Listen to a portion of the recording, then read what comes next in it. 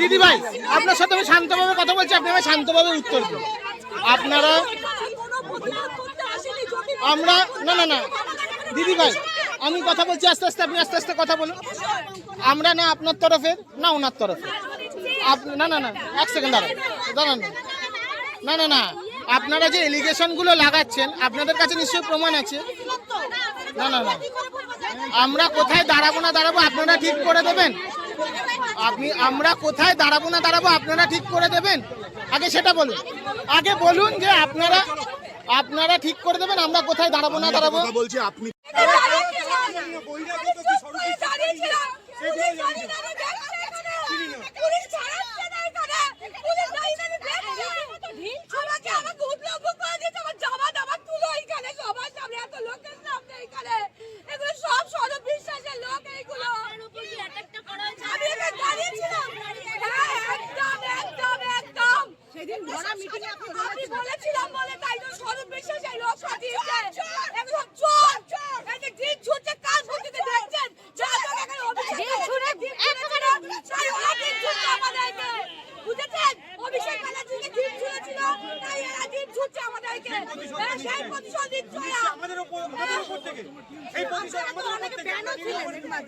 ওই সময় তো আপনারা কাজও করতে পারেননি না, তা সত্ত্বেও আজকে এই পরিণতি। আমি আমার চুপ করে দাঁড়িয়েছিলাম।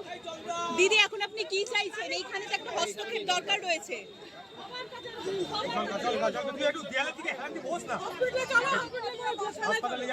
এটা পরিষ্কার বোঝা গেল অভিষেককে কি মেরেছিল সেই শোক। এরা কোথায় পালিয়ে গেল, কোনোগুলোকে ধরে নিয়ে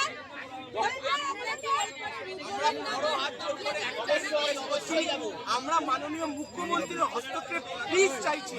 যেন এরকম করে অরাজকতার ভাল লাগবে না, এরকম করে মানুষকে মারবে প্লিজ মাননীয় মুখ্যমন্ত্রী মহাশয় প্লিজ হস্তক্ষেপ করুন। এরকম করে দিনের পর দিন মার খাবো। আমাদের পরিবার আছে।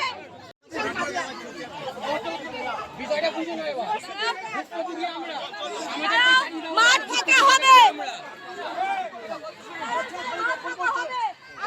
মুখ্যমন্ত্রী আসুক, আগে মুখ্যমন্ত্রী আসুক। কেন যখন আমাকে মারছিল আপনারা কোথায় ছিলেন? যখন কে ছিলেন আপনারা? কে ছিল আপনাদের? আমাকে যখন মারছিল কে ছিল? কে ছিল? বলছি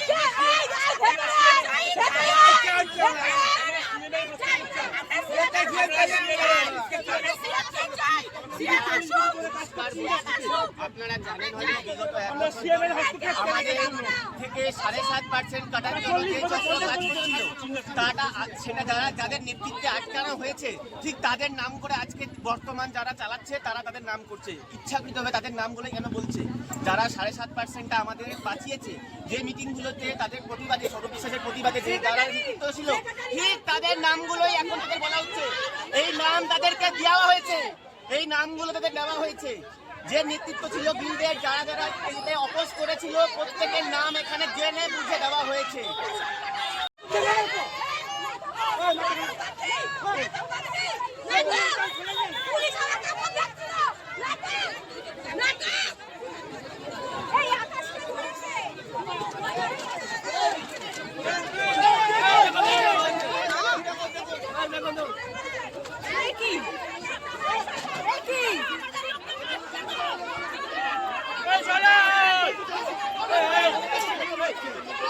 আমাদের লোককে মারছে,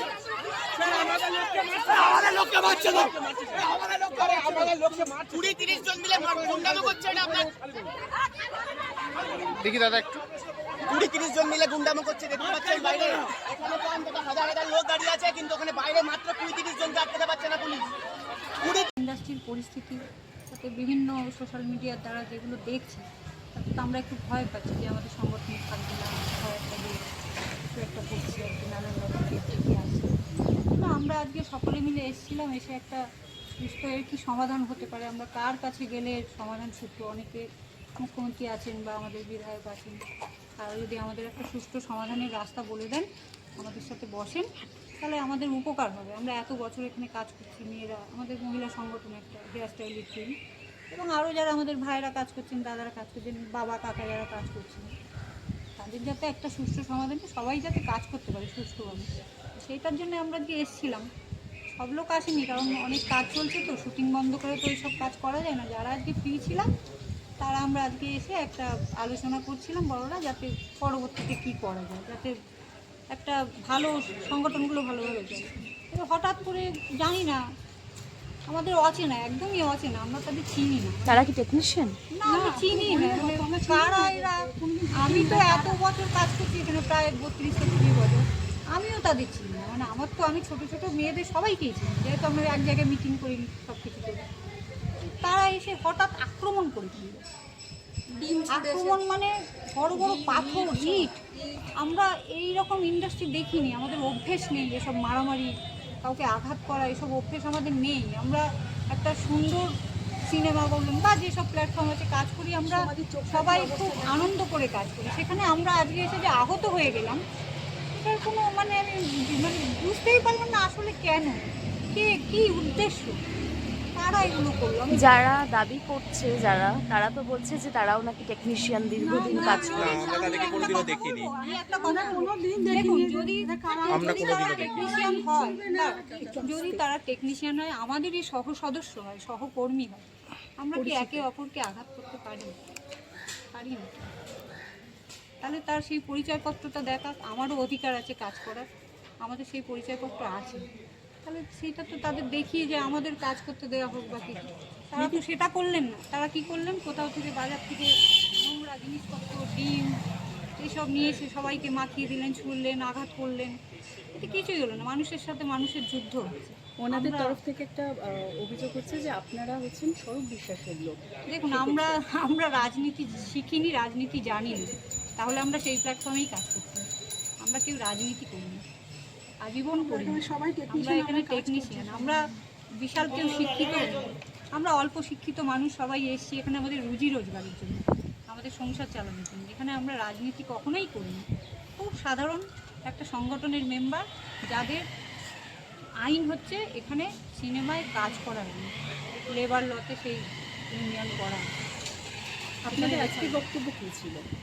আজকে আমরা এইটা আশা করিনি যে আমাদের এখানে এসে নিজেদের সমাধান সূত্র বের করতে এসে, একটা ভালো জায়গা খুঁজতে এসে আমরা এখানে মার খেয়ে বাড়ি চলে যাই। কারোর কাছে আবেদন বা কিছু জানাবে? আমরা তো বলেইছি অলরেডি যে আমরা সর্বোচ্চ যিনি আমাদের অভিভাবক মুখ্যমন্ত্রী, তিনি যদি আমাদের কথাটা, আমাদের কয়েক হাজার, প্রায় 6,000 আমাদের টেকনিশিয়ান, তাদের কথা যদি একটু শোনেন, তাহলে আমাদের খুব উপকার হবে, ফ্যামিলিগুলো বেঁচে যাবে। এত মানুষ, 6,000 টেকনিশিয়ানের সাথে তাদের পরিবার, কত মানুষ বলুন, তারা যাবে তো। আপনারা কি সরকার তো তাদের কথা শুনবে নিশ্চয়ই, আশা করছি।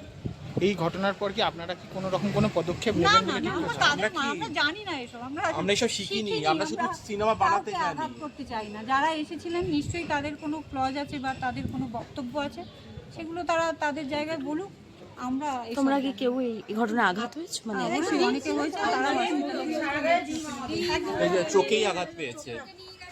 বুঝতেই পারলাম না অকারণে। আমরা কখনোই কাউকে আঘাত করতে চাই না, আমরা এখন বাড়ি চলে যাচ্ছি। আপনাদের মধ্যে একজন গুরুতরভাবে আহত হ্যাঁ, হয়েছে। হসপিটালে গেছে, আরো কয়েকজনের লেগেছে, হাত টাত কেটে গেছে, এসব হয়েছে। প্রাথমিক মানে বড় ফড়ো বেনে ছেলেরা দিয়েছে, আমরাও দিয়েছি। পাপিয়াদিকে জানানোর কথা কিছু ভাবছো? পাপিয়াদি নিশ্চয়ই আমাদের ডাকলে আমরা যাবো, কথা বলবো। উনিও আমাদের এই এলাকার অভিভাবক, নিশ্চয়ই আমরা কথা বলবো।